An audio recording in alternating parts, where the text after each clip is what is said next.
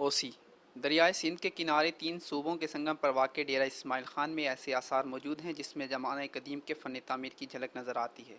اس حوالے سے دیکھتے ہیں کاشف رحمان کاشف کی رپورٹ۔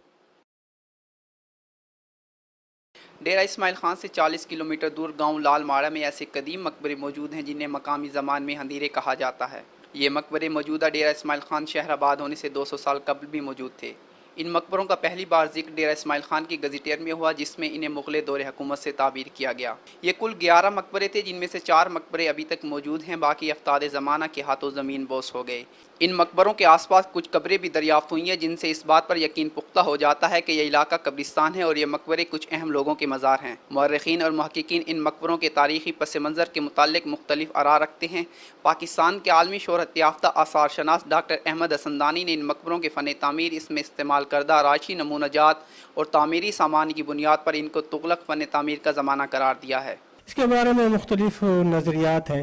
کہا جاتا ہے کہ سلاطین دلی نے منگولوں کے حملے کے خلاف یہاں کچھ افواج رکھی تھی اور ان کے وہ کمانڈر جو اس جنگ میں مارے گئے تھے یہ ان کے مقبرے ہیں۔ ایک حوالہ یہ بھی ہے اور ڈاکٹر احمد حسندانی نے بھی اپنی کتاب میں ان کا ذکر کیا ہے، اور یہ جو طرز تعمیر ہے یہ وسط ایشیائی ممالک کی فن تعمیر سے مماثلت رکھتا ہے۔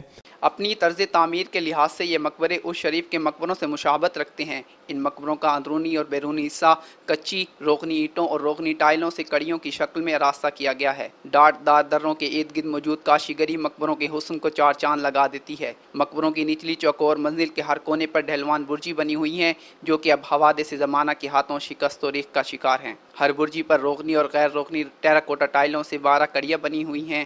ایسی کڑیاں نچلی منزل کی چاروں دیواروں پر آویزاں ہیں جو کہ برجوں کی کڑیوں کے ساتھ ہم آمیز ہو کر دل پذیر منظر پیش کرتی ہیں۔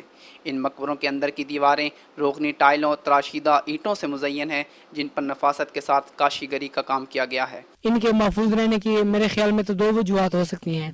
ایک تو یہ ہے کہ یہ اپنے تقدس کے وجہ سے بھی محفوظ ہیں کہ لوگ ان کا بہت احترام کرتے ہیں کہ یہ مزار ہیں اور ان میں کوئی بزرگ ہیں، اور دوسری وجہ جو میرے خیال میں ان کو بچائے رکھی ہے کچھ لوگوں کے وہ یہ بھی ہے کہ وہ جنات کے خوف سے یا اس قسم کے ڈر سے بھی ان کا احترام کرتے ہیں۔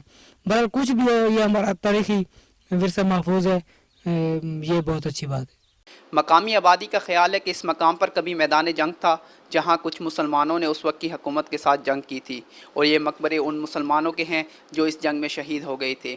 دوسرا، ان مقبروں کے بارے میں بہت سی روایات بھی مشہور ہیں۔ ان کوئی اٹ چار نہیں کوئی درخت مارے کوئی شے کرو وہ بڑا نقصان ہی ویندے۔ ایک ان یہ روایت ہے 4.5 ایک آدمی ہے وہ توتے دے بچے نپ گن گئے وہ آکھی کھن محتاج تھی گئے۔ دوجا ایک پٹھان ہے نال گمانڈی ہے وہ مقصد ہے بہت تنگ کی پہ رستے واسطے بھی تے ہندیرا واسطے بھی ان دے مکان بنے دے وہ ہر ویلے ڈھائے ہوئے۔ ان مقبروں اور ان میں مدفون شخصیات کے متعلق تاریخ ابھی تک خاموش ہے کیونکہ یہاں سے نہ تو کوئی سکہ یا مہر ملی ہے اور نہ ہی کوئی مستند روایت موجود ہے۔ اسلامی فن تعمیر کے پیش نظر 1978 میں محکمہ آثار قدیمہ نے ان مقبروں کو اپنی تحویل میں لے لیا تھا۔